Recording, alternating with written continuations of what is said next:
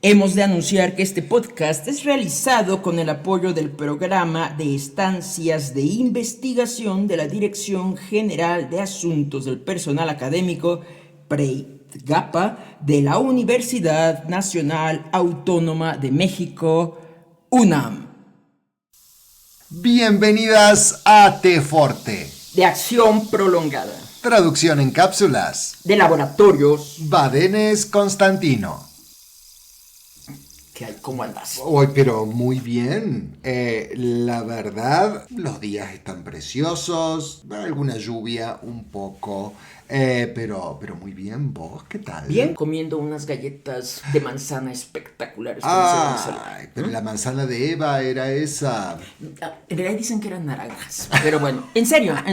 Oye, yo creo que... A ver, ya, es interesante que llevamos, yo creo que varias cápsulas hablando, intentando llegar a esas estrategias de visibilización. Y me acordé que en algún momento alguien me decía que por qué no eran más largas las cápsulas. No Es que, imagínense, estaríamos, si nos permitiéramos que fueran más largas, serían como maratones de 24 horas, ¿no? Exacto, Entonces, no queremos eso. un poco de control, ¿no? Pero estuvimos hablando hace 15 días de nuestras huellas. Así es. En un sentido literal y en el sentido metafórico de las huellas que quedan en nuestras traducciones. Yo hace 70 años le digo a mis estudiantes que hay tantas buenas traducciones como buenas traductoras. E incluso de las malas se aprende, malas entre comillas, queda claro,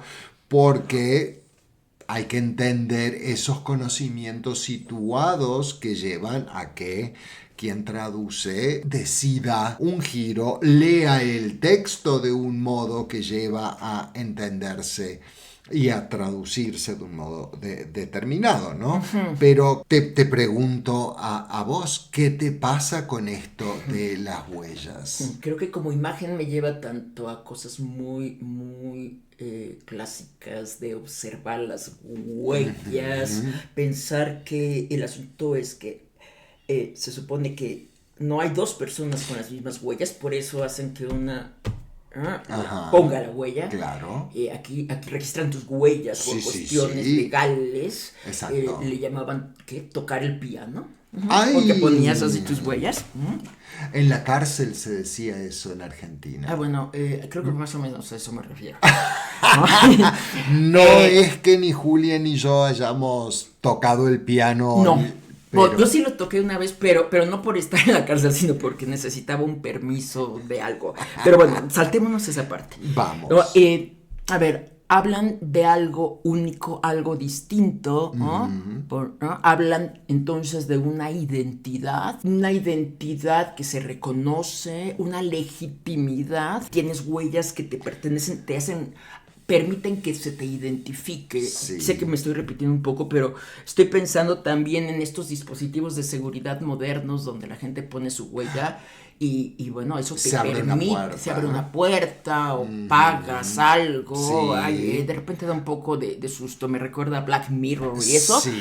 Pero bueno, ese es el sentido, ¿no? Y también está esta parte de estás dejando tu huella, estás también en un sentido como muy detectivesco, y estoy tomando un vaso, ¿no? Uh-huh. Cuando alguien deja su huella en una traducción es como que tienes un vaso limpio, transparente, y al tocarlo está tu huella ahí. Lo cual no quiere decir, no se vaya a malentender mi imagen, que ensuciaste el vaso. No. Quiere decir que se nota que tomaste el vaso. Exacto. Uh-huh. Y que al dejar tu huella estás imprimiendo tu identidad y tu subjetividad. Y tu conocimiento. Tu historia. Tu ubicación, tu subjetividad. El momento. Entonces, en estas traducciones, todas traducciones dejan huella. Efectivamente. En varios sentidos, ¿no? Uh-huh. Porque hay una presencia, tienen una identidad, aunque se les quiera negar, o más bien esperamos que la tengan, aunque se les niegue. Uh-huh. Quiero pensar también, traer a colación el asunto de la relación entre esa huella esa presencia aparentemente externa, ¿no?, de quien traduce, Sí. y el término de fidelidad, ¿no? ¡Ay! Porque creo que gran parte del asunto que hay con el no querer notar las huellas de quien traduce, y de invisibilizar eso, y que los textos sean transparentes y todas estas cosas, está basado en suponer que hay cierto tipo de vínculo entre el texto y quien traduce, que hay un compromiso de fidelidad. Creo que es algo diferente de lealtad, que al menos a mí me lleva muchísimo a nociones hegemónicas de relaciones de pareja, sobre todo dentro de una normatividad heteropatriarcal, donde lo que se busca es conservar y reafirmar la propiedad, la herencia, la estirpe, y entonces en qué medida evitar que estén las huellas es evitar que haya dudas sobre de dónde viene el texto. Claro, y tomando esta misma idea y pasándola por el filtro del heteropatriarcado, ¿no? El autor es hombre, la traductora mujer. Siempre, siempre. Y debe fidelidad absoluta. Yo detesto cuando mis estudiantes hablan de, bueno, el texto es fiel, ay, no. Sí, yo siempre digo que es una de las palabras prohibidas. Sí. Y luego quiero empezar a multar a la gente cada vez que lo dicen, ¿no? Con Pero alguna cosa. millonaria seríamos. Claro. Claro, pero en esta cuestión de la llamada fidelidad, que como decimos no nos gusta en tanto término, por un montón de razones diferentes. ¿Qué pasa cuando tenemos varias traducciones de un mismo texto, ¿no? Y hoy más que nunca vale pensar en estas traducciones buscando estrategias de visibilización. Claro. ¿Cuáles? A ver, déjame ir un poco atrás. Yo creo que la posibilidad de tener varias traducciones de un mismo texto abre la puerta a hacernos conscientes de que hay un mismo texto hacia atrás. Hay diferentes subjetividades presentes en cada una de esas versiones. Sí. Y que hay que buscar esas presencias. Yo pensaría, a ver, en presencias dentro del texto, Sí. y presencias en un sentido paratextual, ¿no? Esto de los textos que no son lo que se tradujo, pero que lo acompañan. Es decir, hay una introducción, hay prólogos de quien tradujo o de alguien más. Ajá. Hay notas a pie de página. ¿Para qué son? ¿Qué me dicen esas notas?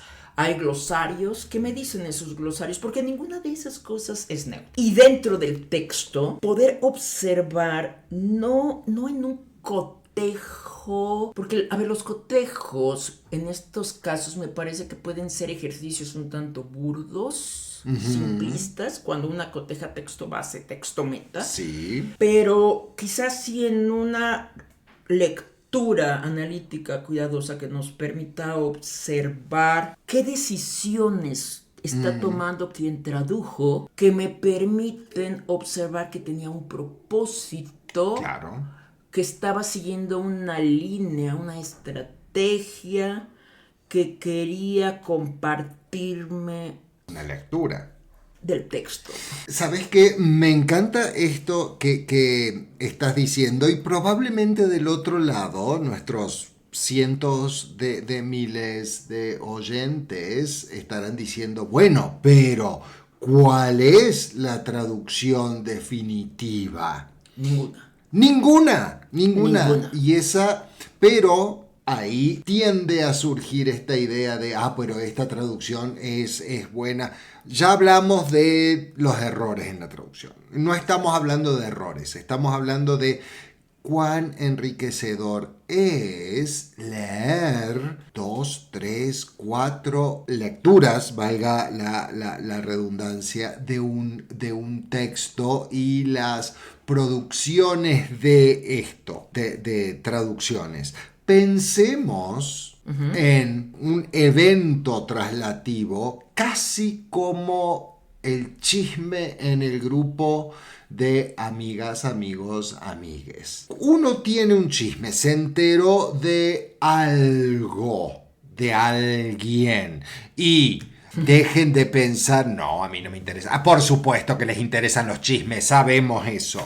Piensen en las traducciones como las versiones, los puntos de vista de ese chisme. Mientras más, mejor. O si queremos vernos más profundas, pensemos en aquella plática de Chimamanda Adichie de no quedarse con una sola versión de la historia. Claro. ¿No? La historia la puedes contar desde norte, sur, este, oeste, arriba, abajo, derecha, izquierda, en todo un abanico de colores. Muy bien, ¿qué es lo que cada combinación está dando? Y claro, no siempre contamos con múltiples traducciones de un solo texto donde podemos entonces identificar que alguien está haciendo una cosa distinta en relación con la que hizo otra persona y que entonces podamos preguntarnos por qué.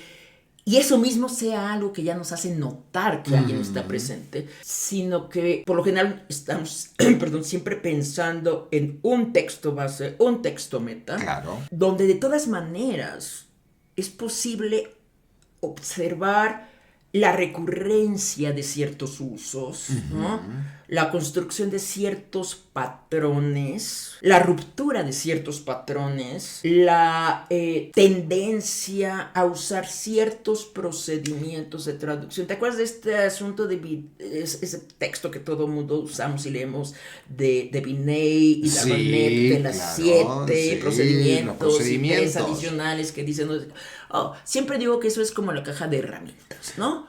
Entonces, a ver, ¿cómo está usando cada persona esa caja de herramientas? Hacernos conscientes de eso. ¿Y qué está construyendo? Y qué está construyendo con su propia selección de herramientas y uso de herramientas. Es lo que también nos permite ver esa presencia de quien traduce. Y entonces, si vemos la presencia al leerla, veamos la presencia en tapa. Claro, claro. Porque me interesa eso. Yo quiero saber quién me cuenta el chisme. Efectivamente. No es lo mismo que te lo cuente una astrónoma, que te lo cuente una traductóloga, que te lo cuente una arquitecta. Exacto. Entonces, dependiendo de esta configuración de la subjetividad propia de quien traduce, va a ser la versión del chisme que tengamos enfrente. Y hoy por hoy, de todas formas, hace 100 años, cuando yo estaba naciendo, era muy caro publicar. Hoy con las nuevas tecnologías es mucho más fácil publicar, y entonces en ese sentido voy a dejar un tema aquí picando, porque tenemos que leer traducciones hechas en España todo el tiempo, cuando en América hablamos muy distinto. A ver, ya vos y yo hablamos distintos. Un poco, sí.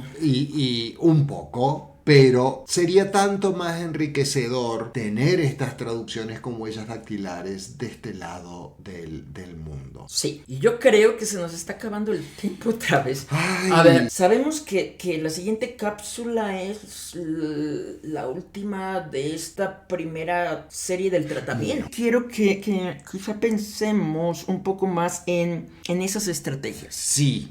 Entonces, pues vayámonos a pensar para dentro de 15 días. En 15 días, todas estrategias y... pero sin recetas mágicas. Efectivamente. Bueno, nos vemos. Nos vemos.